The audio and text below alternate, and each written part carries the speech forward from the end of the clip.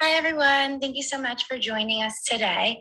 My name is Talia Berkman. I am a third-year doctoral student in the school psychology program at UMass Boston. And in today's module, we're going to be going through a case study for the hospital to school transition protocol. So if possible, it might be helpful to have the protocol with you. And please note that slides are available as well as a PDF if you'd like to go through at your own pace.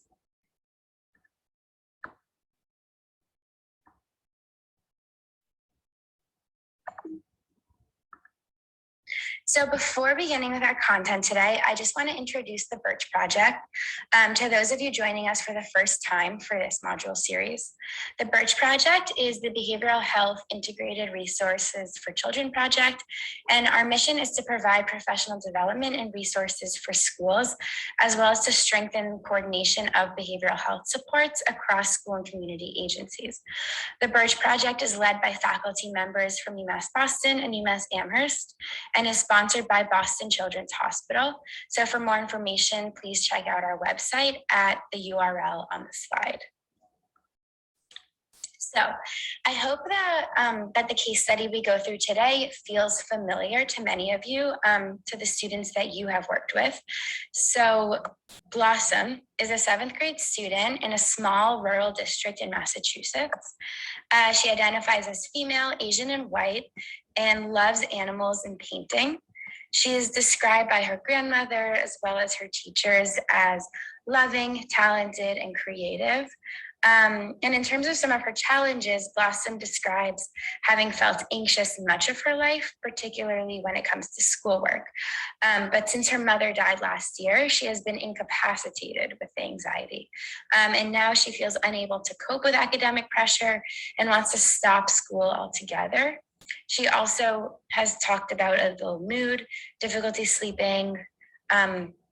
Others around her have noticed weight loss as well as panic attacks.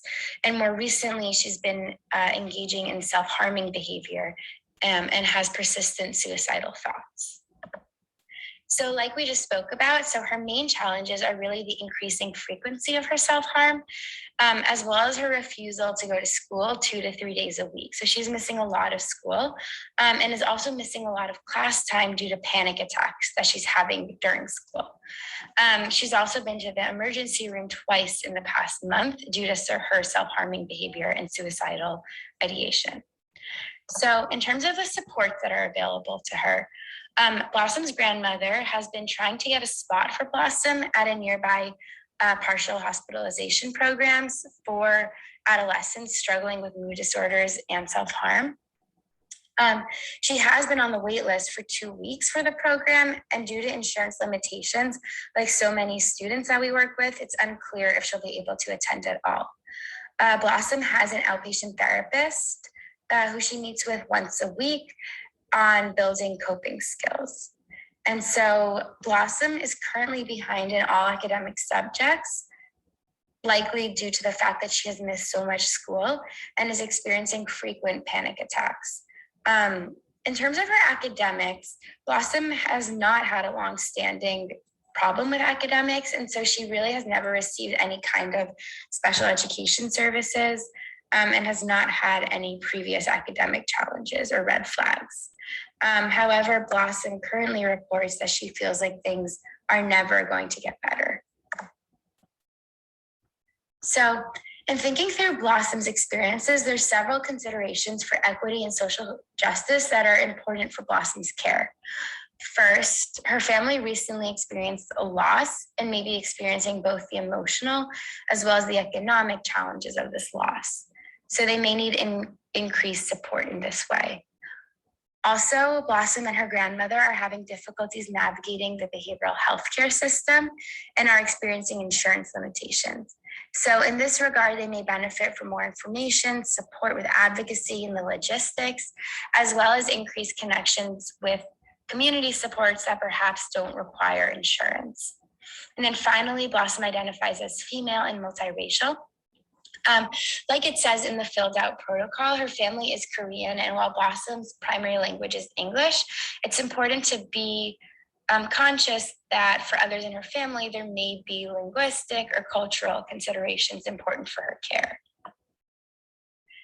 So while Blossom is not returning to school after an extended absence, she is experiencing a significant mental health concern and is missing large amounts of school. And therefore, she will still benefit from a reentry plan as she continues to wait for this placement. So the roughly 12 weeks for intensive support for Blossom to reintegrate into school is broken up into 6 phases. So first is the planning phase, where the school team organizes itself ahead of time to support Blossom.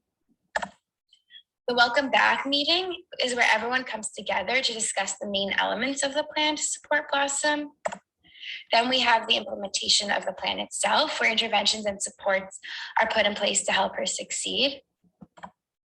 And then we have the progress monitoring meeting, where the team reconvenes to make sure that everyone's on the right track and that the plan is working as intended. And then we have another phase of implementation where our interventions and supports are tweaked to promote success. And again, we're progress monitoring throughout. And then finally, we have the planning next steps meeting, where Blossom and her team determine what her further needs are. And it's really important to note that these phases are not linear, but are going to depend on Blossom's individual needs and the judgments of her team. And again, her team includes all the adults at home and at school who support Blossom, as well as Blossom herself.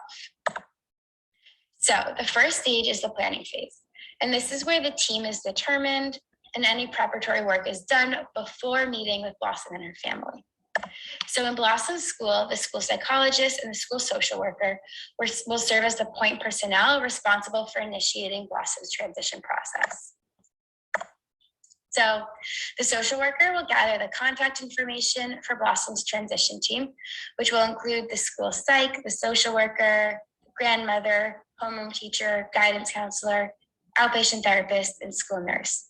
The school psychologist will coordinate a welcome back team meeting with all of these team members to discuss a plan to support Blossom during this period.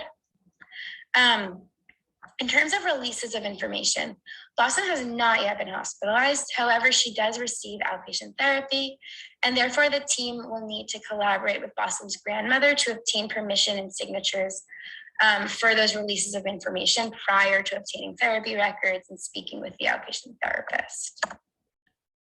So before the meeting, the school psychologist and the social worker will fill out the transition protocol with as much information as possible.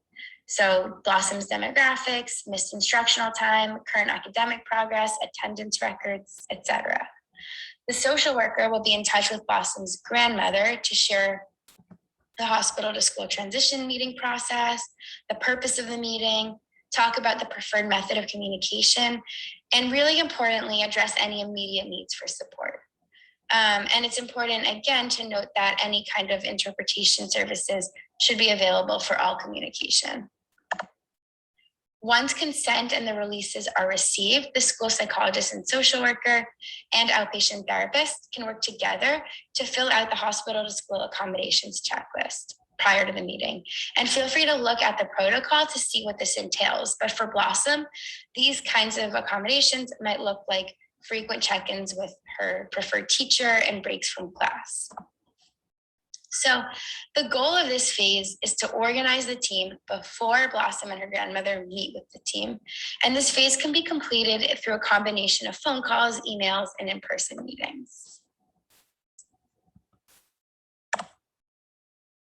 So the first part of the welcome back team meeting includes the entire team. So all of the school-based team, the outpatient therapist, Blossom, and her grandmother. So at this meeting, the hospital to school transition protocol is reviewed and completed along with a family handout, which will be sent home with Blossom's grandmother. And this is a very important document, which is short and concisely includes the behavioral, mental health, and academic interventions and supports, which Blossom will receive. And it will also include the plan for communication with Blossom's family and the school, which is essential. At the end of the meeting, the next meeting date is set and a plan for following up with Blossom's grandmother is clearly outlined. Blossom will meet with the social worker the next day to complete the youth action plan. And this is a youth-facing tool. And so this is something that Blossom will fill out. And for Blossom, planning for when she's starting to feel panic or urges for self-harm in school are key. And so the goal of this meeting is to get everybody on the same page, and really importantly, to listen and respect what Blossom and her grandmother need, and to let their needs inform the plan. The second part of the Welcome Back team meeting includes just the school team meeting. And here the school reconvenes to complete the hospital to school protocol and supplemental documents to outline. Because Blossom has not yet been hospitalized, there are certain aspects of the protocol which will have to be adapted. For example, when the team is completing the phases of transition document, the phases will not represent the phase of entry for Blossom, obviously, because she's not returning, but rather will reflect her current challenges. And here, the really important points are to consider her attendance, her stamina, and the level of support she needs in the various realms. So for example, academically, behaviorally, mental health-wise, etc. So supports and interventions put in place for Blossom will likely need to be reassessed if and when she is admitted to the program. And also consider that she'll likely need a longer duration of intensive supports and services than perhaps other students because of her limited access to outside supports. So the team will complete the phases of the hospital school transition document and the team action plan. And during this meeting, it's essential that each team member at the school knows their role in Blossom's transition and what their specific to-do items are. So the goal here is really to do a much more detailed review of the plan and to support Blossom and to make sure all team members know their roles and responsibilities.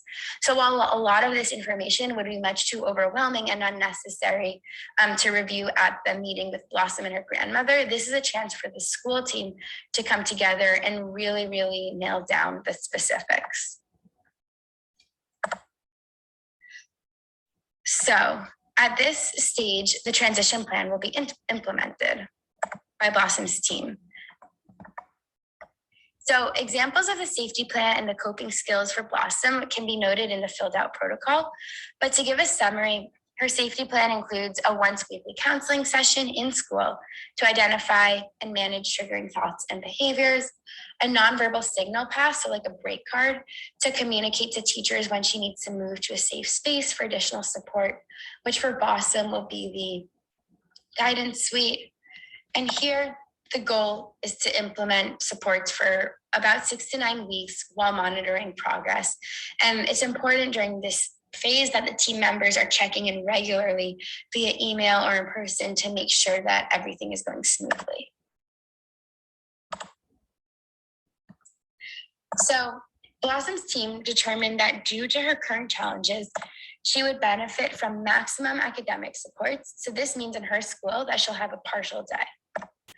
They also decided she would benefit at this point from maximum behavioral health supports. In her school and for Blossom, this will include weekly counseling, daily check-ins, and case management and advocacy to support her in finding outside services. Finally, the team also decided that she would be best served by maximum instructional supports, as right now she is behind in all subjects. So this will include alternative grading, extra time, academic case management, and modified assignments. So for Blossom at her school, she'll be attending roughly from 7:45 until 1 p.m. until she's admitted to the partial program.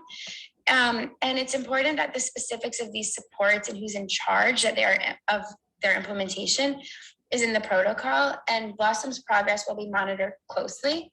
And after 10 to 12 weeks, progress will be celebrated. And also if Blossom needs additional supports, at that time, a 504 plan or a special education evaluation will be considered.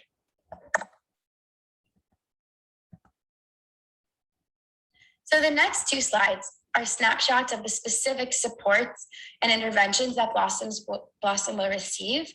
So in terms of the support that Blossom herself advocated for and said that she would find most helpful, these include extra time for academic work, a peer buddy, a safe space in the school, so the guidance suite that she can use at lunch or other times when she needs a break, and a safety plan for self-harm urges. Academically, Blossom will have non-essential assignments waived. This will be determined by each teacher with the support of Blossom's guidance counselor, who has the big picture of everything on Blossom's academic plate. Extra credit assignments, extended time, modified grading, and weekly lunch with the guidance counselor to make goals and track progress. Here, the guidance counselor is really going to hold and coordinate the academic supports. Behavioral supports will include a break card to use when Blossom needs to non-verbally communicate with the teacher that she needs a break. Mental health-wise, she'll have counseling once a week with a social worker, and also daily check-ins with her preferred teacher. And then in terms of family supports, Blossom's grandmother will be attending a group for families of children struggling with self-harm. And while this is a snapshot, please see the completed protocol for more detail. So this is a grid that a team can use to see which interventions Blossom will receive, how often, which data will be collected to monitor her progress, and who is responsible.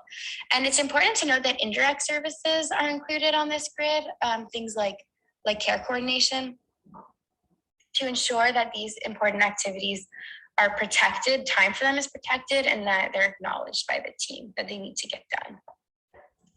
So the next phase is the progress monitoring team meeting, where we really pause to see how things are going and tweak the plan as needed. So here, Blossom's whole team reconvenes. So this check-in occurs at about 6 weeks after the supports have been implemented. Any present progress and concerns from the grandmother are discussed. Because Blossom has now been admitted to the partial program, new releases of information are signed. And the phases of transition are also reassessed as there's been new developments for Blossom. So after 3 weeks, like I said, of the plan being implemented, Blossom was admitted to the partial program. So at this time, the team actually had reconvened to discuss her progress academically, mental health-wise, behaviorally, in addition to next steps. The social worker did obtain releases of information and permission from Blossom's grandmother to communicate with the outpatient providers at the program. The social worker was also in more communication with Blossom's grandmother to check in and see how things have been going at home. And with updated goals, the family is invited back to another meeting in another 3 weeks. And at this meeting, progress will be reviewed again, and the phases of transition document again will be reviewed. So here the goal is to make sure that the plan is working as intended and to adjust as needed. So next, the plan is implemented again for several weeks by her team with any adjustments that were needed. So after coming back from the partial program and having another welcome back team meeting, again, these phases are not linear. Students can cycle back through them, or students may skip phases depending on their needs. So for Blossom, she did have another welcome back team meeting. She again is meeting with the guidance counselor weekly to talk about her academic goals and has a daily check-in with her favorite teacher that she's very close with. She receives additional time on assignments and now is actually part of an after-school tutoring program, as she did fall more behind in school due to the being out for the partial program. The school social worker continues to check in weekly with Blossom's grandmother and with her outpatient providers, and now there are more outpatient providers to check in with. And the guidance counselor checks in every week with Blossom's teachers to closely monitor her academic progress. And here, the goal is to continue implementing what worked and tweaking what didn't work. Finally, we have the meeting at which next steps are outlined and progress is celebrated. So again, the whole team is coming together.